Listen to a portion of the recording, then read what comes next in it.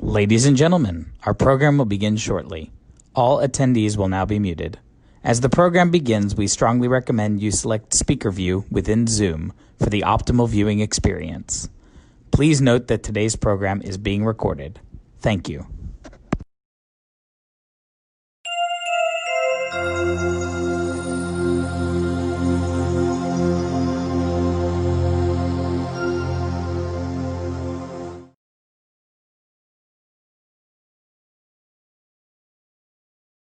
And I'm Vice President of Sales for Israel Bonds. We are so excited to present a fantastic program featuring two legendary icons of industry. Our special guest, the Chairman of Silverstein Properties, Larry Silverstein, to be interviewed by the co-founder and co-executive chairman of the Carlyle Group, David Rubenstein. Larry is a real estate visionary and leader. As I'm sure you know, is the developer of the World Trade Center, and along with the Silverstein Properties, owns many well-known and prestigious properties throughout the United States. David is the co-founder and co-executive chairman of one of the most prestigious private equity firms in the world, the Carlyle Group. He is also the chairman of the Kennedy Center for the Performing Arts, the chairman of the Council of Foreign Relations, just to name a few of his impressive endeavors. I thoroughly enjoy his program called Peer to Peer on Bloomberg Television. Larry and David, I want to thank you for making this program possible today. I also want to let you all know this program will be international in scope and will be seen by our friends across the United States and from Canada. Typically in November, we have one of our largest regional Israel Bonds events, the New York Real Estate Lunch, where we usually have over 500 friends joining us, where we raise over $50 million. But because of COVID, all of our 300 plus events this year have been postponed, and this one as well. So we are replacing it with this one incredible event. It is now my pleasure to introduce the chairman of the New York region, Martin Oliner, to officially welcome. Marty. Many thanks, Stuart. Good afternoon, ladies and gentlemen. Welcome to this extraordinary Israel Bonds real estate event with Larry Silverstein and David Rubenstein. The high-profile pairing of Larry and David is an outstanding example of the value-added aspect of being an Israel Bonds supporter. As Stuart explained, unprecedented circumstances necessitated designing a new approach to what for decades has traditionally been a New York area event. The good news is that the change presented this wonderful opportunity to expand the scope of participation, opening the event to real estate professionals, not only those in New York, but those throughout the United States and Canada as well. To all of you, from coast to coast, thank you so much for joining us today. Today's event is a continuation of an endeavor that with some years ago.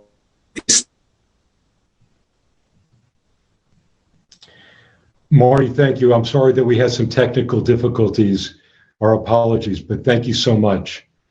We now have special awards for Larry. The presenters of the awards have overseen the growth of New York real estate, which has now raised over $500 million since inception. It is now my pleasure to introduce the co-chairs of New York Real Estate, Gary Jacob and Michael Stoller. Gary?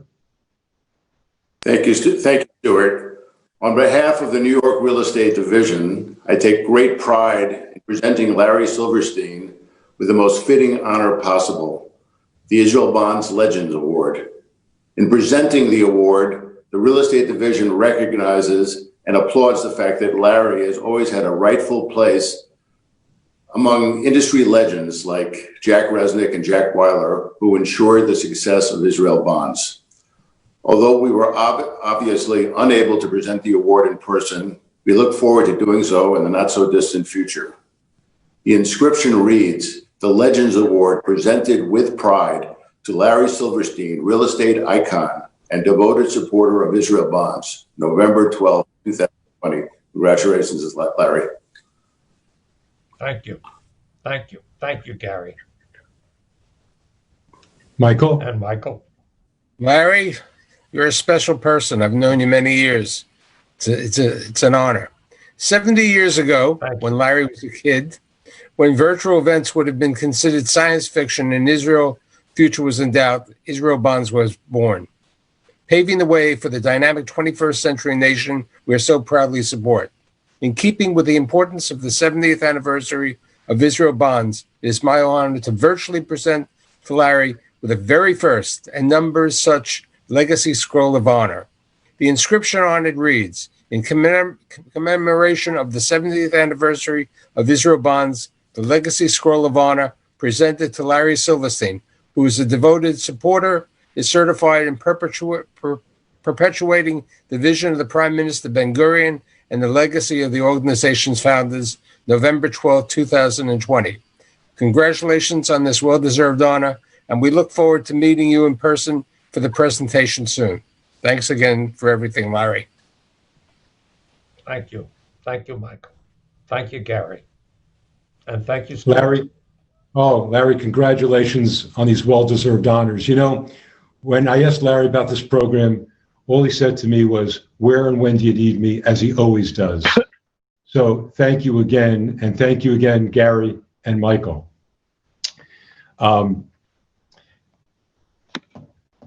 What I'd like to do now is to recognize some very important people on our event. I'd like to recognize the President and CEO of Israel Bonds, Israel Maimon, Israel Bonds Chairman, Howard Goldstein. And I'd like to also call out our Executive Director, Stephen Mark and his team, as well as the marketing and business development teams. I also want to give a shout out to all the dignitaries that we have on today's call. Next year, Israel Bonds will be celebrating its 70th birthday. It was created by Israel's founders to support the economic development of the state of Israel. Since inception, Israel Bonds has now raised over $45 billion worldwide. Imagine how this money has helped the growth and development of the country. Israel Bonds has three major areas of focus. One, to raise money each year, typically over $1 billion. Two, to develop and maintain relationships with the Jewish diaspora throughout the world and the supporters of the state of Israel. And three, be there in case of an emergency or great need. This year, the COVID crisis has hit the United States very hard. It has been particularly hard on the state of Israel, and they are on their second wave. To help Israel during these difficult times, our goal was increased 50% to $1.5 billion. But this isn't the end. And I must tell you that we've now not only reached this goal of $1.5 billion, but we've exceeded it. And as I said, this really isn't the end. It's really just the beginning, because COVID is still here. Remember, when you buy an Israel bond, you receive strong rates, gain greater diversification, and support a country that's very important to all of us. There's a number on your screen to call, an email to reach us, and a QR code to scan with your phone. We are asking all of you to step up and buy a bond. If you've purchased a bond, consider buying another one. If you haven't bought one, now's the time. Larry buys bonds and donates them. Warren Buffett buys bonds and in fact only owns two types of bonds, U.S. Treasuries and Israel bonds. And there's one other very important reason to buy bonds, and that comes from David Rubenstein.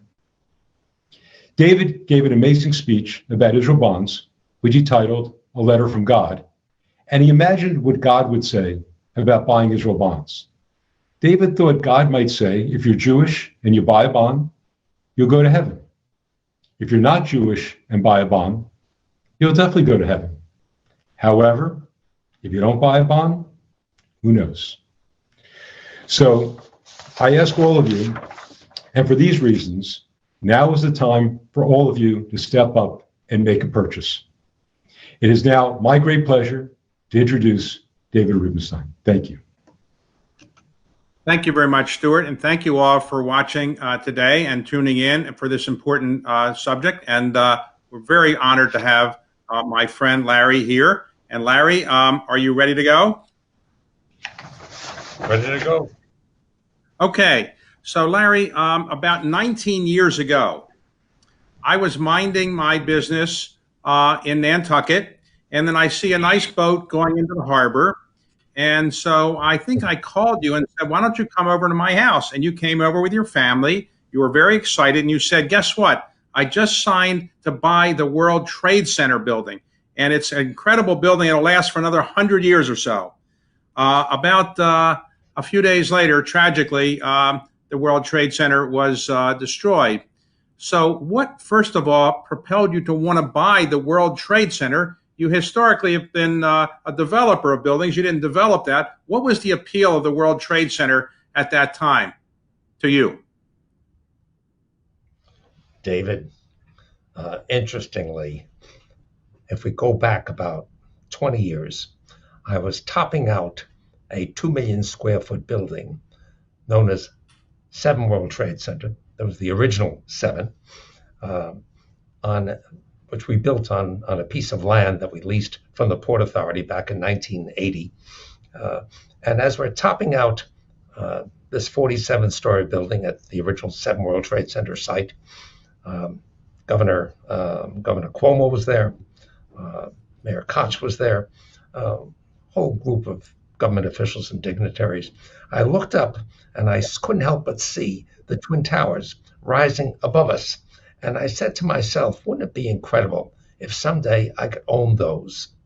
And so fast forward to 1999, when I got a call from Governor Pataki, who asked, he said, we're considering selling the Trade Center. Would you have an interest? And I said instantly, absolutely, thinking back to what transpired 20 years before. I looked at those buildings at that time, and the conclusion I reached was that there was tremendous potential in them. The rents were very modest. The rents I felt were considerably below market. And recognizing the kind of rents that I achieved in other buildings that I owned in the area, down in Lower Manhattan, the area of the Twin Towers, I felt there was significant potential here that made the acquisition of these buildings extraordinarily opportunistic. And so I said, okay, let's go for it. Simple. But there was a lot of competition. A lot of other people, or at least a few other people, thought that was attractive as well. So it was a little bit of a bidding war, wasn't it? And what made you think you could win against some of the other very powerful bidders? Well, the other powerful bidders, for the most part, real estate investment trusts, public companies. I was a private developer. I knew that I had the capacity as a private developer to work easily with the Port Authority. Not the easiest people to work with. Don't forget, at that point, I had a 20-year experience in owning the 7 World Trade Center, the original, in which the Port Authority was the owner of the land. So having dealt with the Port Authority for so many years, I sensed that it would be easier for me to negotiate with them than it would be for these public companies, these real estate investment trusts. Okay, so you won. All right, now I think I read that before the buildings were destroyed in the tragedy, you used to have breakfast at the top of the towers at the very popular breakfast place. Is that true? Did you used to go to breakfast there from time to time? David, you're 100% correct. Particularly, after I took title to the Twin Towers on the 26th or the 27th day of July of 2001, I spent every weekday morning at a breakfast meeting at Windows on the World with a tenant, an current occupant of the Twin Towers, getting to meet them, getting to know them, getting to understand their needs. And so I was there every morning. On the occasion of 9/11, I was dressing to go down to the Twin Towers for another breakfast meeting with a tenant. And my wife looked at me. She said, "Where are you going?" And I said, "I'm going down to the Trade Center." She said, "Sweetheart, you can't go." And I said, "Why can't I go?" She said, because I made an appointment for you with the dermatologist. She said, you've got light hair, you've got fair skin, the sun wreaks havoc with you constantly. So you've got to go to the dermatologist. You must do this. So I said, sweetheart, I'll do it. I'll go next month. She said, no, you canceled last month. You canceled the month before. You must absolutely go this time around. You cannot postpone it anymore. And so she got upset. She got excited. She got angry. And having been married together at that point for 45 years, I suddenly realized the correct answer was, sweetheart, the words are yes, dear. Whatever you want me to do, I'll do. I'll go to the dermatologist. But please don't get angry. Don't get upset. Don't get everything in an uproar. I promise I'll do what you want me to do. And so literally, sometime later, our phone rang, and we got a call from the captain of our boat. It was docked at Chelsea Piers, and from the boat, he could see that the North Tower was in flames. So he called and he asked my wife, is Mr. Silverstein okay? And she said, yes, why? Why do you ask? And he said, turn on your television set. So we turned it on just in time to see another plane come around and hit the South Tower, at which point I realized this was not an accident. This was a deliberate action. So what was your reaction when you saw the building that you owned, both buildings you owned, going down, other than the human tragedy of it? Could you possibly imagine going ahead and trying to rebuild them, or what was your reaction initially? At that moment in time, David, my reaction was the people who were inside the buildings. These buildings held thousands and thousands of employees, of people in general, all walks of life. And in addition, we had taken temporary quarters. We were moving our offices from Midtown down to the North Tower of the Twin Tower. And I looked at the clock, and I saw it was close to 9 o'clock, a little bit before 9. And as I looked at it, I said to myself, my God, how many of our people are up there on the 89th floor in our temporary quarters? And my first thought was, how many people are going to lose? Now, we had at that moment in time, we had two members of the family, my younger daughter, my son, up there. And I said to myself, my God, we've got a horrendous problem in front of us. And so I watched this in horror, recognizing that this was going to be an unmitigated disaster, not just for us, but for other families. And as everything unfolded, it became a huge question of how many people were going to be lost in this disaster. And what happened to you? What happened to your family members? As it turns out, they were getting ready to enter the building when this disaster happened, that the North Tower was hit by the first plane. And so they made a turn and decided to get back uptown as quickly as possible, which they were able to do with difficulty, but they made it uptown. We spent the rest of the day uptown, listening, watching, and the communication began to fade, except for the telephones, and we started getting calls from the wives, the spouses of the people, the Silverstein employees who worked in the building, and that became an extraordinarily difficult time. That day, it was a horrendous time, because they asked if they could come down and sit with us while they could wait for their spouses to return uptown. And many of them never made it. How many of your employees? How many of your employees were lost? We lost 4 employees that day, and they had 6 children among them. So it became an unmitigated tragedy. So, Larry, you could have said at that time, I think these buildings are jinxed. I'm not going to ever touch them again. Why did you decide that you wanted to rebuild if you could, on the site?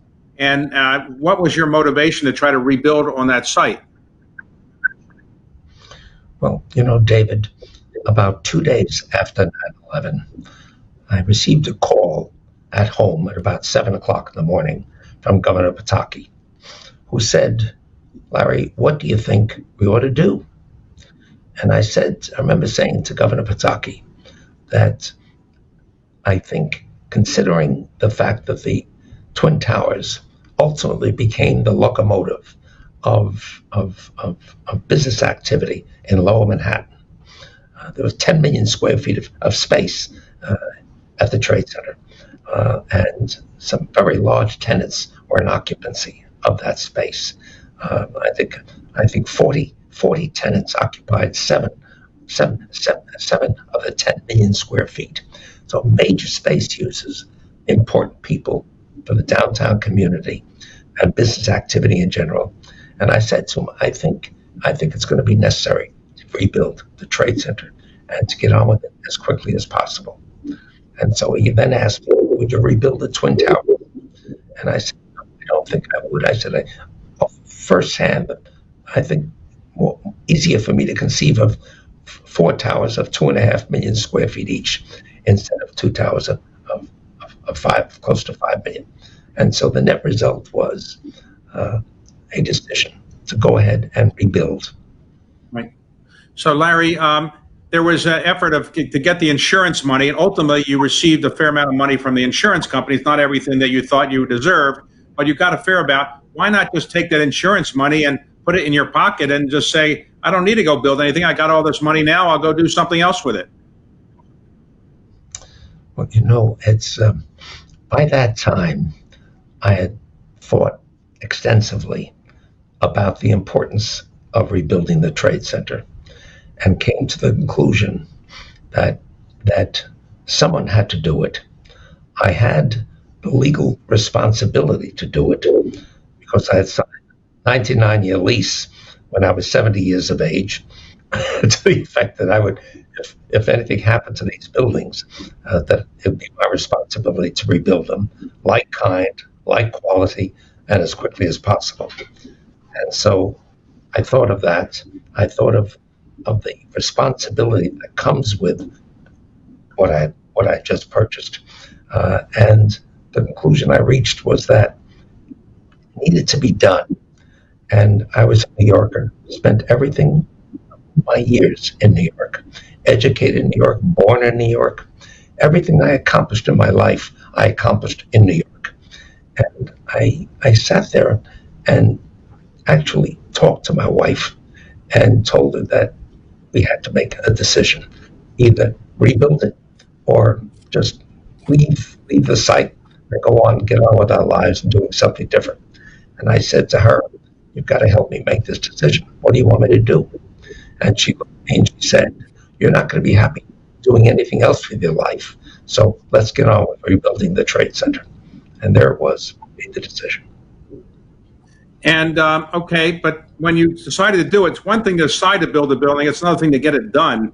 7 World Trade Center wasn't the easiest building in the world to get done. How hard was it to get it off the ground, and how hard was it to get tenants who said, oh yes, I want to come back to the World Trade Center and be located there? How hard was that?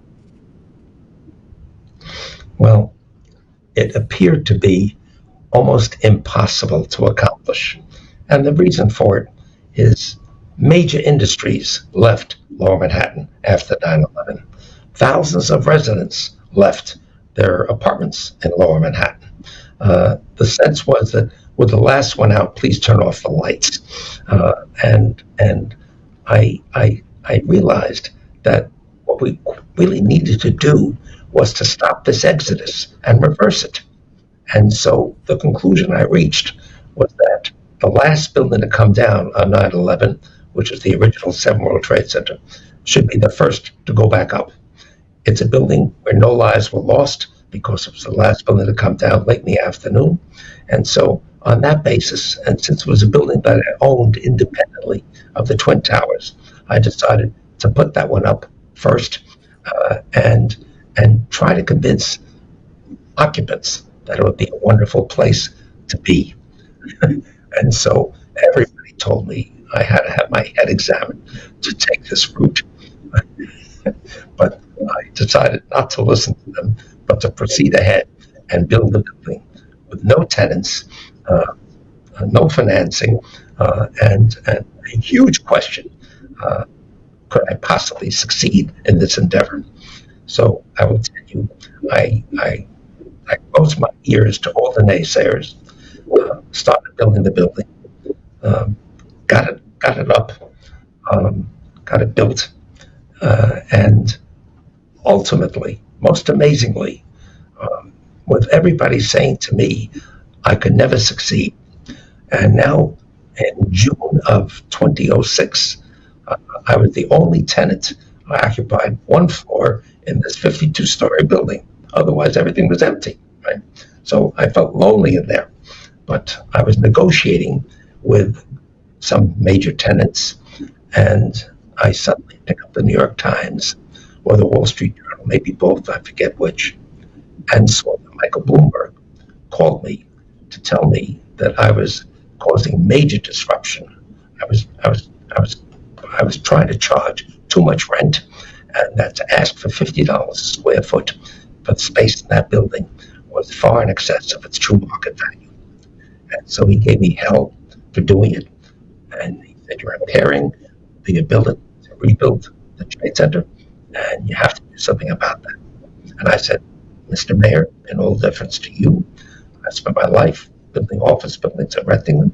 I said, I know what I'm doing, and $50 is the rental value of this space. He said, well, prove me wrong. And I said, I will. And so we signed a lease not very long thereafter with Moody's. And the rating agency, they came and signed a lease for about 850,000 square feet. And once we signed the lease with Moody's, it was not terribly difficult to find other tenants to occupy the building. It became a huge financial success. It was an architectural success. It won every architectural award. And it indicated to all of the naysayers that we could rebuild the Trade Center and could be successful and fill, and once again become the locomotive of this activity in Lower Manhattan. Now, the World Trade Center tragedy involved about 3,000 people being killed in a senseless murder. We have now had about 230,000 people killed because of the pandemic in the United States. And obviously, we're all working through this terrible problem.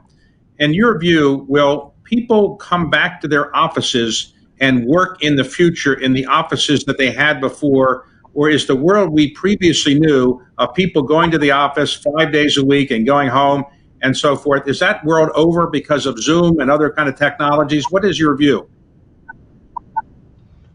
David, we're all creatures of habit. We're human beings.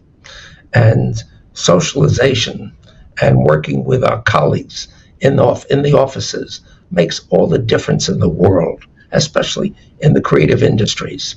So if technology, advertising, anything that involves creativity requires socializations. It requires being able to be with people and converse on a daily basis and exchange ideas. And so it's my belief that once this pandemic is over, and it's on its way to being over, once the vaccine is achieved and properly deployed, I think what we're going to see is people in general, for most people, coming back to work and doing what we've always done and leading quality lives. Some may not. Some may decide to stay home. There may be certain industries where that works very well. But for the most part, I think we can expect people to come back to do what they've always done, and very successfully. Okay, let's suppose you're right. There are two schools of thought in the real estate world, as I understand it. One is that when people come back, they will come back, let's say, 3 days a week, not 5 days a week.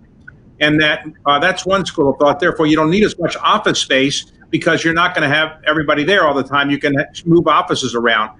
There's another school of thought that says when people come back, they want to have more space so they can be more socially distanced, and therefore people will rent more space. Is it your view that 5 years from now, people will be renting more space or renting less space because of the pandemic and the after effects of it? Well, number one, being an optimist, Dave, I can tell you it's the latter.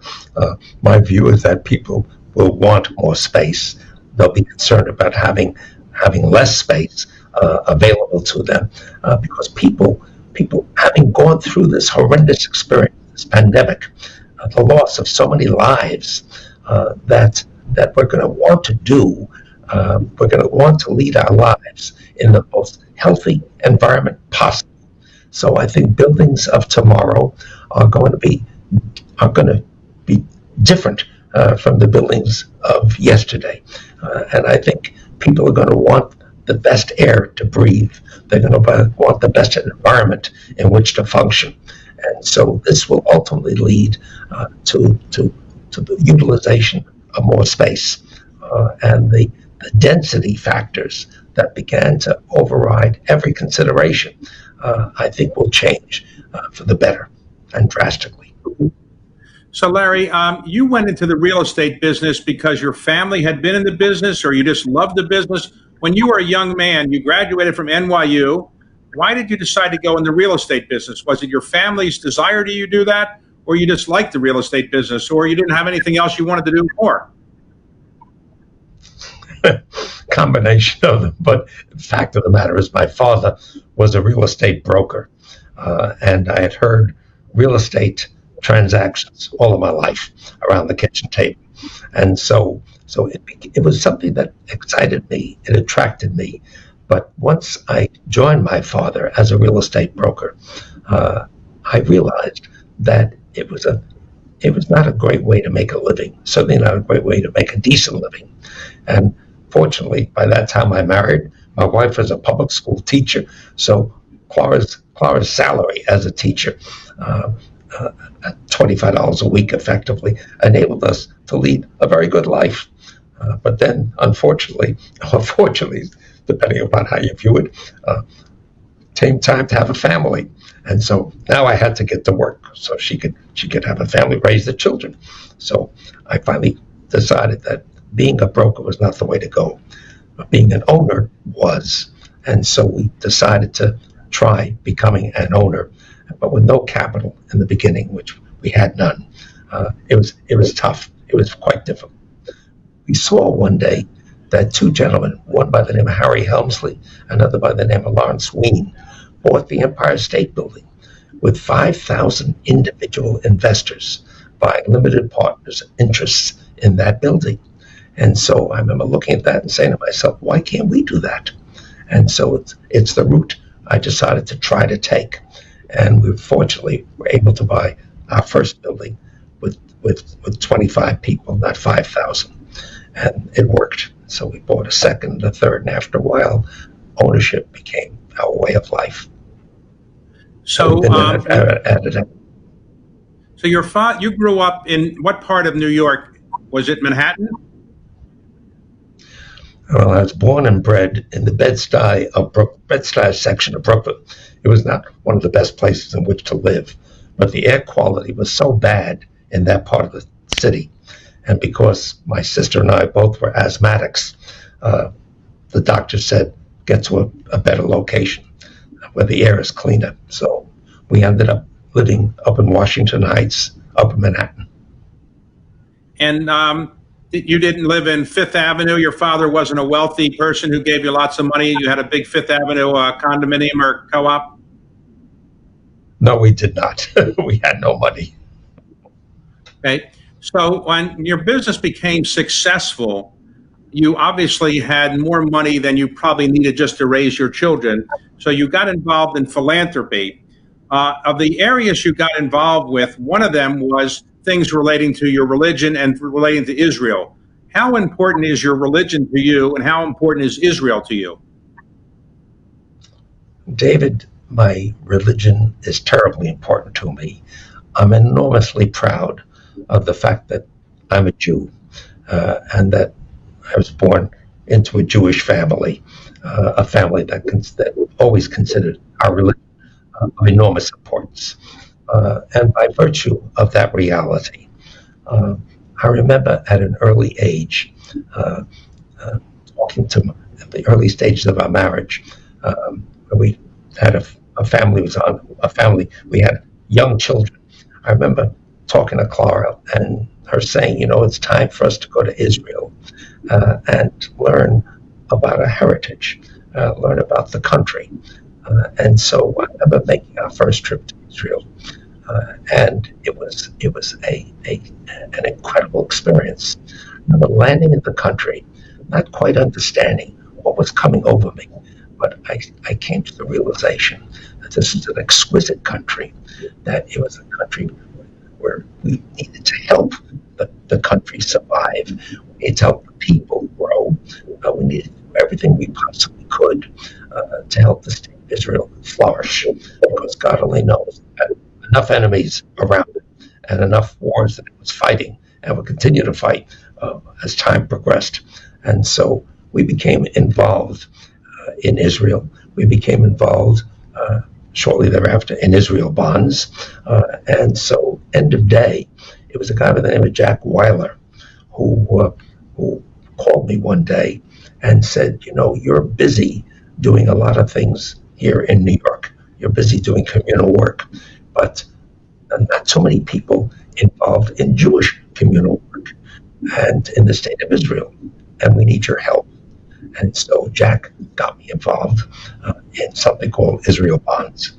and having been to Israel and having seen firsthand the impact that Israeli bonds purchases had made on that state of Israel, how it affected the country, how it affected positively the economic activity in that country, its impact on the economy of the country itself. I became very involved in Israel bonds, became very involved in United Jewish Appeal, Federation of Jewish Philanthropies, and ended up giving 3 years of my life chairing J Federation in New York. And it was the most wonderful thing I could have done with 3 years of my life. So, Larry, some people would say that there are a lot of people who are Jewish who are involved in the real estate business in New York, but obviously not everybody in the real estate business is Jewish in New York.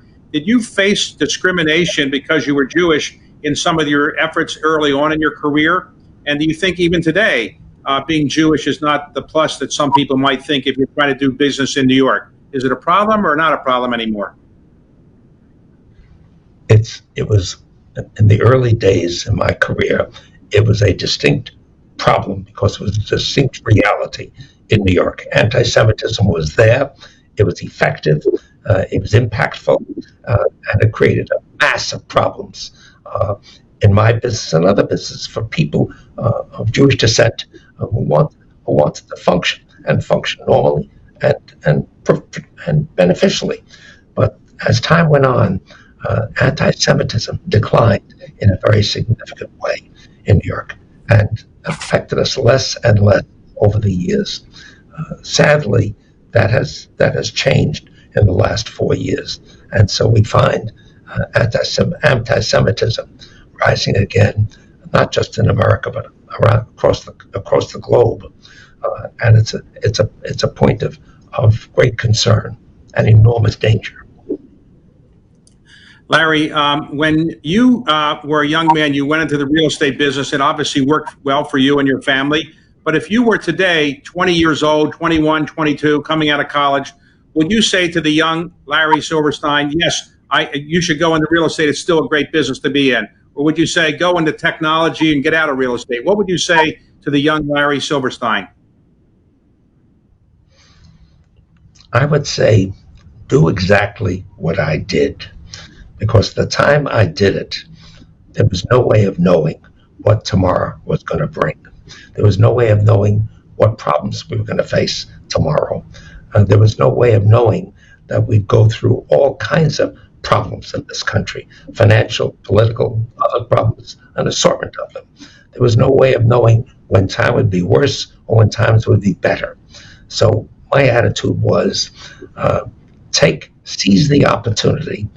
If you want to accomplish something, go after it, and go after it with your heart and soul, with full passion, full determination to accomplish what it is you want to accomplish. Because I firmly believe, just as there were opportunities available to me when I first entered the business, I think that will always exist. There will always be opportunities for young people who decide they want to do exactly what I did. So, as you said earlier, your wife saved your life by forcing you to go to a dermatologist that day. So, what would you say? You're now married 64 years, if I got it right, something like that. What is Correct. the trick Correct. in being married? What is the trick to being married for 64 years? Well, I think the first thing you need to do is to recognize that the single most important decision you make in your life is to marry the right spouse. Because if you do marrying the wrong one can turn out to be a disaster. Marrying the right one, I found I could do anything I wanted to accomplish in my life because I made the right decision the first time around, and it's led me right through my life in a very beneficial fashion. The other thing I'll tell you is I think we need to understand the importance of appreciating each other, the importance of being there for each other. And I look back and realize how lucky I've been as a result of having the right spouse next to me in everything I do in my life. And so having that has enabled me to accomplish things I don't think otherwise I could have accomplished. So I'm very fortunate, very lucky. Okay. So let me ask you this. You said you were about 70 years old when you came to my house in Nantucket. That's about my age now. So I used to think that was old. Now I think it's a teenager. But if you do the arithmetic, that means you're in your mid to late 80s now. So why are you not down in Florida playing shuffleboard or maybe golf or something? Why are you still working this hard at this age? What propels you to keep working this hard?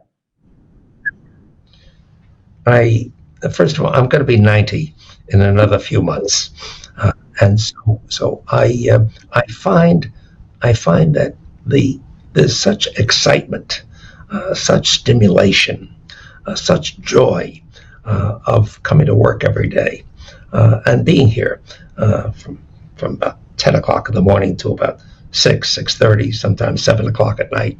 So I find it's a full day. But I find it incredibly stimulating and fascinating and enjoyable, number one. Number two, I also have a daughter in my business who I've now transferred responsibility to.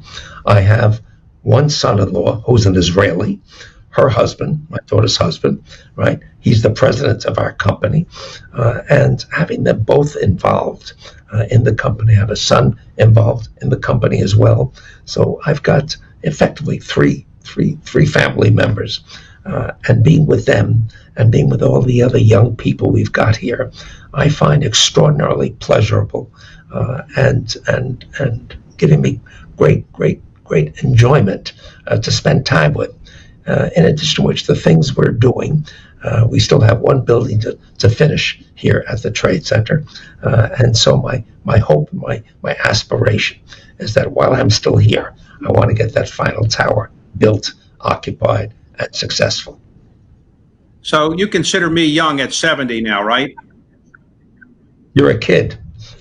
Right. So I'm going to give you a couple options and ask you, what has led to your being able to be at 90 years old, so vibrant, obviously mentally fit, physically fit? What would you attribute your good health to? Is it good genes? Is that a possibility? You had good genes? Well, good genes are one essential, but you don't have much control of that, right? Having a good spouse is something you can control, and I find that enormously helpful.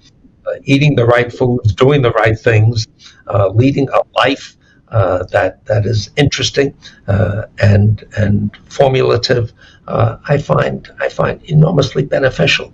So I'll also tell you, I try to do at least 20 laps in a 75-foot pool every morning. I'm in that pool religiously and working out and staying as keeping muscle tone. Not going to build bulk, not going to build a muscular body at this stage of my life, but just maintaining muscle tone and being able to function, being able to move, being able to walk, being able to swim on a daily basis, I find enormously helpful. And so I do all of that. I try to swim 20 laps a year. Is that what you're talking about, 20 laps a year you're doing, or 20 laps a day? I think 20 laps a day would do you much more good than 20 laps a year. And is it your view that those people who buy Israel bonds will live a long life? I would think that you would say the reason for your longevity and your great health is buying Israel bonds. Do you agree with that or not? Absolutely. I mean, that's a basic, that's a fundamental, that's a priori. And so Israel bonds, as far as I'm concerned, God only knows I bought a lot of them. Unfortunate thing is I gave most of them away. But it's a wonderful form of investment. You can't do better. And the emotional benefit that comes from investing in Israel through the ownership of Israel bonds, I find immensely rewarding and satisfying. So no question, it's been a very vital component in my life. Now, some people would say that if the president-elect is Joe Biden and he called you up and said, I'd like you to be the Secretary of Housing and Urban Development because you know a lot about real estate, would you be prepared to go into the cabinet, or do you not have the time right now to do that? David, I don't have the time to do that, number one. Number two, I suspect that others could do it much more superbly than I could. So at almost 90 years of age, I'd give way to much younger people. Okay, and let me read to you a letter that I received today from somebody that you know, and let me read it to you. Dear Larry, thanks for your great work over the years as a productive and generous citizen of New York and really the world. And thanks for your support of Israel bonds, one of my favorite causes. You are truly one of the great mensches that I have ever seen or helped to create. Keep up the great work of being a role model for my chosen people. Best regards, God. So, not everybody gets an email from God, so you should consider yourself very fortunate to have received this, and I will get you a copy of it in the near future. So, Larry, thank you very much for a terrific conversation, a great career, and being a big supporter of Israel bonds. Thank you. My pleasure, David. Stuart, good to see you. Just be well. Stuart? Okay. Stuart? Thank you, David. First of all, David, Larry, unbelievable. Thank you so much. Now, what we'd like to do is open for some Q&A, just a few questions from the audience. We have a large crowd. We had over close to 1,000, if not over 1,000 people registered to listen to you both. So what I'd like to do is open it up. And we also opened it up not only in New York, but across the United States and Canada. So the very first question will come from north of the border, Eddie Weiss from Toronto. Eddie, if we could turn it over to you for your first question to Larry. Congratulations, Larry, for your well-deserved honor. I'm a Toronto real estate developer. My question is, our retail and office sectors in Canada have been heavily impacted by the pandemic. With a vaccine imminent, will these sectors recover? And if so, how long will it take to get back to pre-COVID? It's a difficult question to answer. My sense is that by the end of 21, well over 70% of the population of the United States and probably Canada will have benefited from the vaccine. And as a result, I think we'll all see a much better year in 2022 and 2023. And so I think we're on the cusp of a significant recovery. in those years, and hopefully we'll be able to see an improvement in retail, which has suffered significantly from the pandemic. It suffered terribly, and not just retail, but travel in general. The whole travel business has been affected adversely in a very major degree. The hotels, for example, suffering horrendously. Isidore Sharp, a resident of Toronto, a good friend, a partner. We own some hotels together, Four Seasons hotels.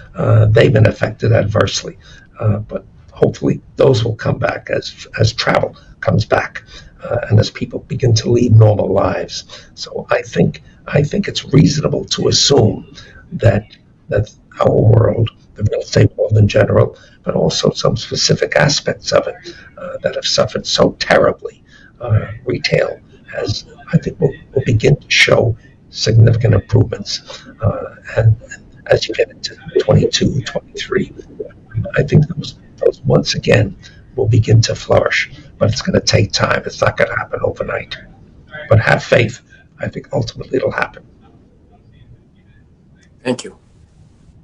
Thank you, Eddie. I'd like to now, the next question, Larry, is coming from New Jersey, Jeremy Halpern.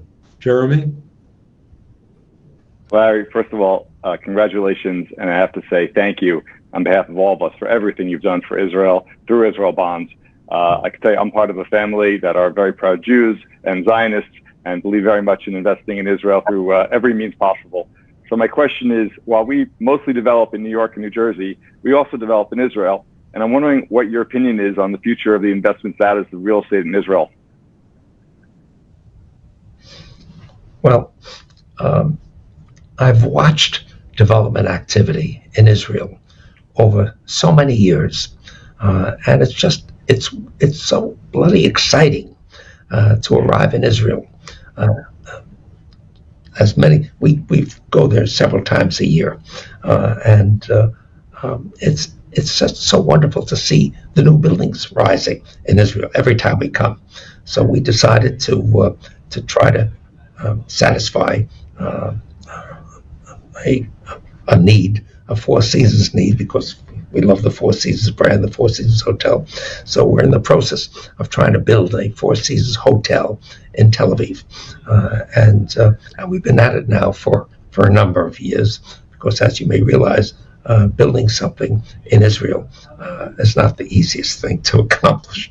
We've been now only at it for about 10 years, but I think we're beginning to make some progress. So Isidore Sharp has been very helpful, and so we've been trying. But at the end of the day, it would be wonderful to get something going there. I'd love it, and hope it can be accomplished while I'm still here to enjoy it. I hope so too. Thank you so much. You're welcome. Jeremy, thank you so much. Our last question from the audience, we'll choose from Los Angeles, Laura Stein. Laura? Thank you. And congratulations, Larry, and thank you for all you do for our people. And economic recovery looks different in different communities. So as Women's Chair of Los Angeles Israel Bonds, I'd like your thoughts on how you think economic recovery will look in Los Angeles. Well, we bought the U.S. Bank Tower building in Los Angeles, took title to it not many months ago, and we bought it because I think we bought it right, and B, I think Los Angeles will have a good future once this pandemic is behind us, and so I'm looking forward with great anticipation to continued growth and continued activity in the real estate markets in the major cities in the United States, and certainly Los Angeles is one of them.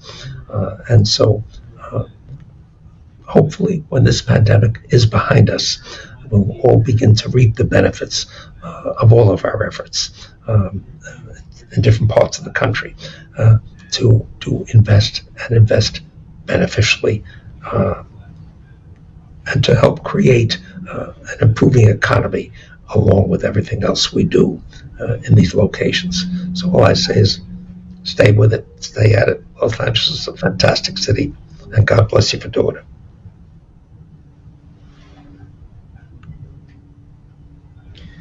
Larry, David, I can only tell you this has been just a fantastic program, and we thank you so very, very much. Larry, I want to thank you again and congratulate you on your awards. Thank you for everything that you do, and I want to thank your team. They've been so helpful. Thank you. And David, I want to thank you again so much, and your team, just fabulous. We can't tell how much we appreciate it. And I just want to reiterate, hope everyone on the call today, everyone on the event, will consider buying a bond, and we hope that you all stay safe and well, and we thank you all for being part of this fabulous event. Thank you all very, very much, and good night. Good night. Be well. Bye. Good night.